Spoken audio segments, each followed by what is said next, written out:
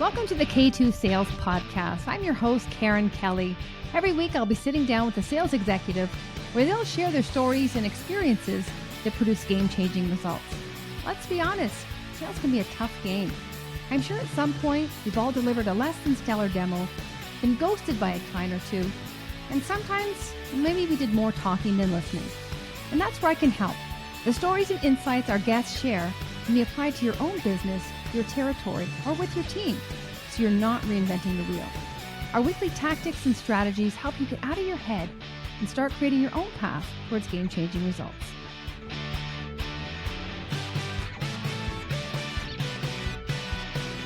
Welcome back to the K2 Sales Podcast. I'm your host, Karen Kelly.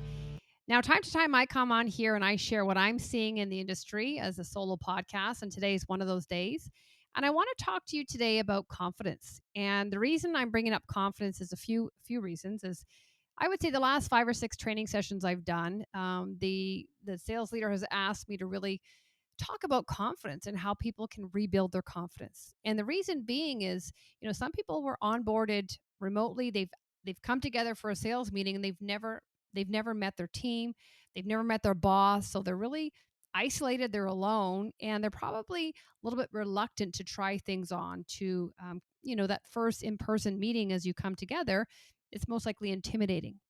The other reason that we've all faced is, up until 2020, we were doing business, most of us face-to-face. All of a sudden the pandemic hit and we were forced to go virtually. So we started honing habits and best practices virtually. And now, 2.5 years later, we're starting to emerge back to face-to-face.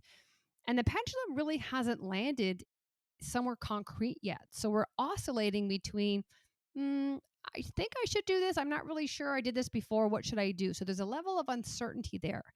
And when we can't just follow through with what we would normally do without thinking in an effortless manner, we kind of get in our heads and we just start questioning and doubting what we would do without even thinking before. So a lot of the talks I've done and training sessions has really been how to lean into your confidence, how to reinstill confident behaviors. And so I want to talk to you today about 3 areas that I use in my life. And I can tell you, there's days I definitely struggle with my confidence, but because I have things that I can put into practice, I don't suffer for that long, or I see triggers coming and I get in front of them. And that's just because I've been doing this for 25 years. But I can tell you early in my career, I had to, and I don't say fake it till you make it, but I faked it until I became it. So I would show up every day and I would lean into the discomfort and know that this didn't feel right, but that it was driving behaviors and it was building what I needed to build. And then over time, it became effortless. So that's kind of how I built all this. But back to today, the 3 areas I want to focus on. The first one is taking action. And a lot of people say, you know what? Well, the mindset's going to come and my mind is going to create the behaviors, and the behaviors are going to drive the results through a form of action. And in theory, that should work. But how often are we waiting for the mind to kick in and to kind of get our confidence back or our positivity or just do what we need to do? And it unfortunately doesn't happen. So we have to interject that, and we have to lead with action, especially on the days that we don't feel like it or we get in our head. We just have to interrupt the pattern. And as Tony Robbins says, we need to change our state. So what can you do? What can you do that's just get in there with action, whether it's making that cold call, whether it's going to the gym, whether it's making your bed in the morning, whatever you're hesitating and you're holding on to and you're making it difficult, just take that first step and act. And what happens is as you act, that's going to feed the brain with the mindset and the message. And what happens is every day, just by showing up and acting, what was very difficult and uncomfortable at the beginning starts becoming ease. You're doing it with ease. And before you know it, you're doing it without even thinking. It's no longer uncomfortable. So the first tip is just act, take action in whatever it is, because we will continue to tell ourselves a story and a message that's going to prevent us from being inactive. And we definitely want to take action. The second tip would be to listen to the story you're telling yourself. Listen to the language you're speaking, because it's so powerful. And sometimes we might think we're telling ourselves a proper story, an optimistic or realistic story, but we may not be. So, whatever story we're telling ourselves, whether we're not good enough, we're not going to close this deal, we're acting, we're lacking, or we're doubting ourselves, we're questioning ourselves, and we're starting to erode belief and trust in ourselves. And what happens here is there's a reticular activating system. It's part of the back of your brain. And what happens is when you have a thought that's negative or positioning yourself in a negative manner, your reticular activating system is like a detective and it starts scanning the environment to look for evidence to support your thoughts. So it might, you might say good morning to your colleague and they're looking down and they don't hear you. And then you've just validated your thought of, yeah, nobody likes me. Everyone thinks I'm useless. Even John didn't say good morning.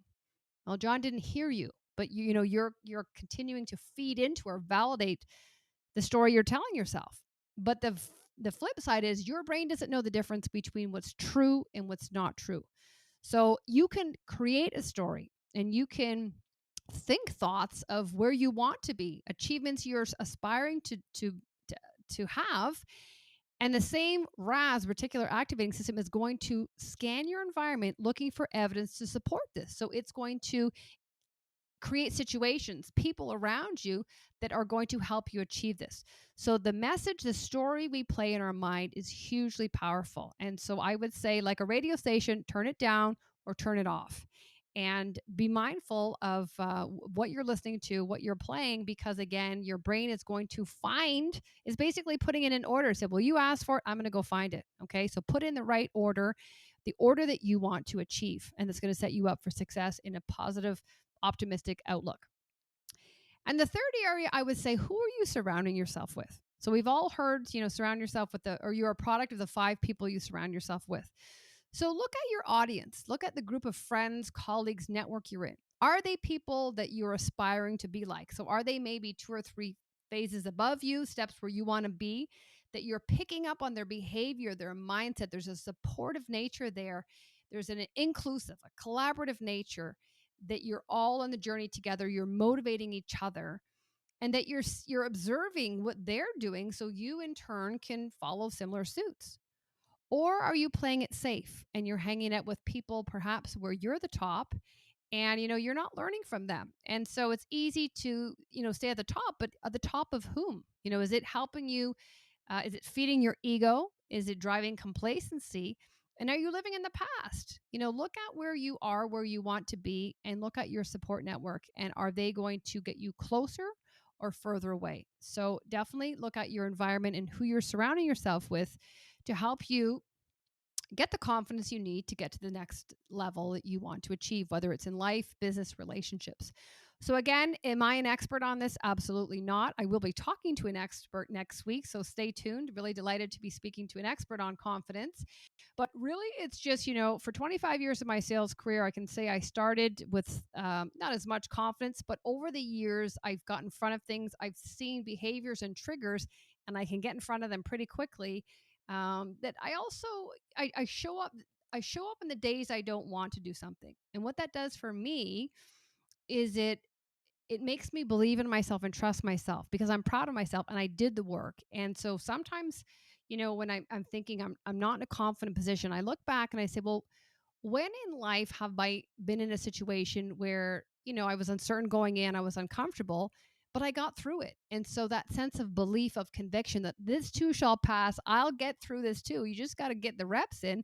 That comes pretty quickly to me. So definitely, if you're struggling with confidence, whether you're an individual contributor, a sales leader, or anybody, 3 areas that I focus on. The first one is just take action. Okay. Don't wait for the mind to kick in because it's going to take a while, and get in front of it and take some form of action.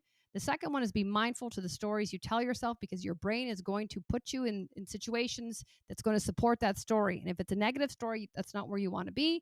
And the third one is pay attention to who you're surrounding yourself with. Are they going to help you elevate you, get to that next level, be surrounded with confident, like-minded people? Or is it a safe, complacent zone that's going to keep you exactly where you were? If you found this useful and want to share how you applied these tips and if they work for you, would love to hear your feedback. Thanks for listening, and we'll see you next time.